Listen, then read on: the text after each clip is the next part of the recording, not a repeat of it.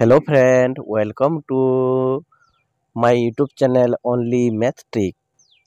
ସମସ୍ତଙ୍କୁ ମୋର ଏହି ଏଜୁକେସନ୍ ଶିକ୍ଷାକୁ ସ୍ୱାଗତ ଜଣାଉଛି। ଚାଲ ପିଲାମାନେ ଆଜି ଆମେ ପଢ଼ିବା ପାଠ ନାମ ଦେଖ ତଣ୍ଟିରେ ଲାଗିଛି କଣ୍ଟା।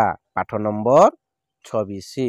ଦେଖ ଗଧିଆ ତଣ୍ଟିରେ ଲାଗିଛି କଣ୍ଟା, ବିଚରା ସରଖି ପାରୁନି ଅଣ୍ଟା।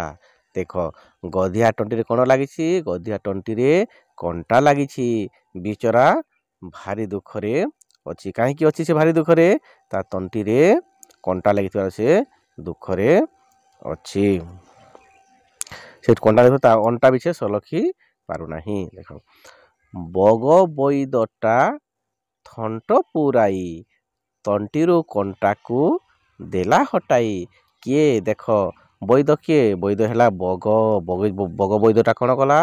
ତା ଥଣ୍ଟ ପୁରାଇ ଏଇ ଗଧିଆର ତଣ୍ଟିରୁ ସେଇ କଣ୍ଟାକୁ କ'ଣ କଲା? କାଢ଼ିଦେଲା। ବୁଝିଲ? ଦେଖ ପିଲାମାନେ କେମିତି କାଢ଼ୁଛି ଏଇଟା। ଏଇଟା ହେଲା ବଗ। ବଗର ଥଣ୍ଟ ବହୁତ ଲମ୍ବା ଥାଏ। ସେଇ ଥଣ୍ଟ ପୁରାଇକି ସେ ଏହି ଗଧିଆ ତଣ୍ଟିରୁ କ'ଣ କଲା? କଣ୍ଟାକୁ କାଢ଼ିଦେଲା।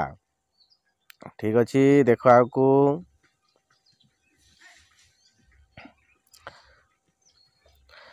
ସାଙ୍ଗ ହୋଇ ଦୁହେଁ ହାଟକୁ ଗଲେ। ସେ ଦୁଇ ଜଣ ସାଙ୍ଗ ହୋଇକି ହାଟକୁ ଗଲେ।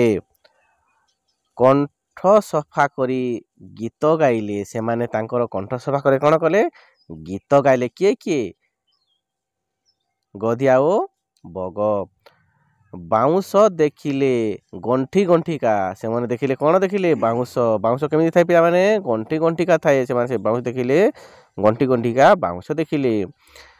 ବିକା ହେଉଥିଲା ସେଉ ଗାଣ୍ଠିଆ। ସେଥିରେ କ'ଣ ବିକୁଥିଲା? ସେ ଦୋକାନୀ ବିକୁଥିଲା ଗାଣ୍ଠିଆ ବିକୁଥିଲା। ଠିକ୍ ଅଛି ପିଲାମାନେ, ଆଜି ତ ସମୟ ଯାଇଛି। এই ଭିଡ଼ିଓ ତୁମମାନଙ୍କୁ ପସନ୍ଦ ଲାଗିଥିଲେ ଭିଡ଼ିଓକୁ ଲାଇକ୍ କରିବ ଏବଂ ଚ୍ୟାନେଲକୁ ସବସ୍କ୍ରାଇବ୍ କରିବ। ଧନ୍ୟବାଦ।